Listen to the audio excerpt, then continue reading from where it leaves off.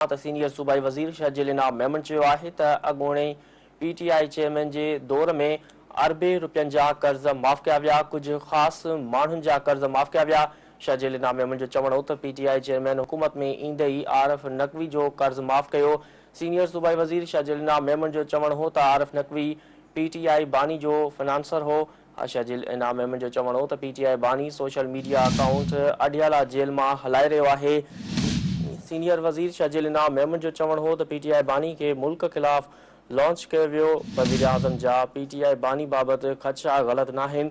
हीअ अहम ख़बर आहे जेका असां शेयर करे आहियूं। सीनियर सूबाई वज़ीर शहजील इनाम मेमन चयो आहे त अॻूणे पीटीआई चेयरमैन जे दौर में अरबे रुपयनि जा कर्ज़ माफ़ कया विया। कुझु ख़ासि माण्हुनि जा कर्ज़ माफ़ कया विया। शहजील इनाम मेमन जो चवणु हो त पीटीआई चेयरमैन हुकूमत में ईंदे ई आरिफ नक़वी जो कर्ज़ माफ़ कयो। सीनियर सूबाई वज़ीर शहजील इनाम मेमन जो चवणु हो त आरिफ नक़वी पीटीआई बानी जो फिनांसर हो।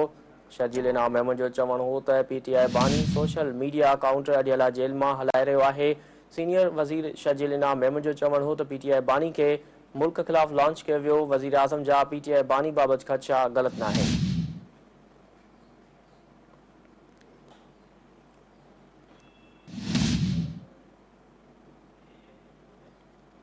अहम ख़बर असां शेयर करे आहियूं। सीनियर सूबाई वज़ीर शहजील इनाम मेमन चयो आहे त अॻूणे पीटीआई चेयरमैन जे दौर में अरबे रुपयनि जा कर्ज़ माफ़ कया विया आहिनि। कुझु ख़ासि माण्हुनि जा कर्ज़ माफ़ कया विया। शहजील इनाम मेमन जो चवणु हो त पीटीआई चेयरमैन हुकूमत में ईंदे ई आरिफ नक़वी जो कर्ज़ माफ़ कयो। सीनियर सूबाई वज़ीर शहजील इनाम मेमन जो चवणु हो त आरिफ नक़वी पीटीआई बानी जो फिनांसर हो। शहजील इनाम मेमन जो चवणु हो त पीटीआई बानी social media account Adiala jail मां हलाए रहियो आहे। सीनियर वज़ीर शहजील इनाम मेमन जो चवणु हो त पीटीआई बानी खे मुल्क ख़िलाफ़ लॉन्च कयो वियो। वज़ीर आज़म जा पीटीआई बानी बाबति ख़दशा ग़लति नाहिनि।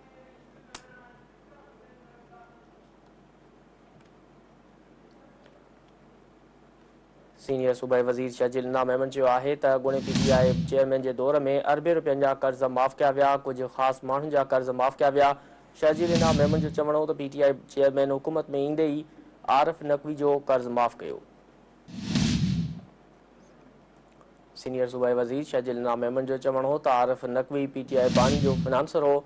शहजील इनाम मेमन जो चवणु हो त पीटीआई बानी social media account Adiala jail मां हलाए रहियो आहे।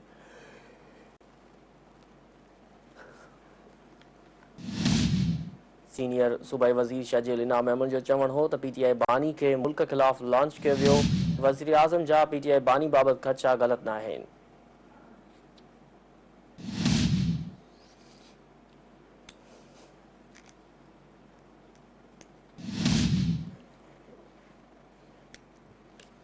अहम ख़बर असां शेयर करे रहिया आहियूं। सीनियर सूबाई वज़ीर शहजील इनाम मेमन चयो आहे त अॻूणे पीटीआई चेयरमैन जे दौर में अरबे रुपयनि जा कर्ज़ माफ़ कया विया। कुझु ख़ासि माण्हुनि जा कर्ज़ माफ़ कया विया। शहजील इनाम मेमन जो चवणु हो त पीटीआई चेयरमैन हुकूमत में ईंदे ई आरिफ नक़वी जो कर्ज़ माफ़ कयो।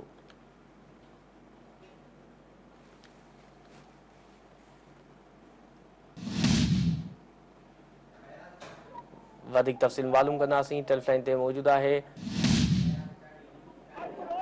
फयाज़ चांडियो। जी फयाज़, वधीक छा चवणो सीनियर सूबाई वज़ीर शहजील इनाम मेमन जो? सीनियर सूबाई वज़ीर शहजील इनाम मेमन जो चवणु हो त एमआर ऑफिस खे कारपोरेशन पैकेट वांगुरु ठाहिण जी हिदायतूं ॾिनी वियूं आहिनि। जालसाज़ रोकण लाइ समूरी सहूलियतूं बायोमेट्रिक सिस्टम सां जोड़ी वई आहे। ऑनलाइन अपॉइंटमेंट बि मुमकिन थी वेंदी। ऑफिसुनि में कमु कंदड़ खे सहूलियत मिलंदी।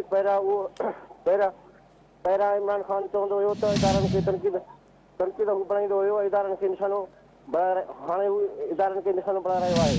पाकिस्तान पीपुल्स पार्टी जी क़यादत कॾहिं बि मुल्क ख़िलाफ़ साज़िश न कई ऐं क़यादत सहूलियत माणी हुन सख़्तु तकलीफ़ुनि बावजूदि बि पाकिस्तान खपे जो नारो लॻायो।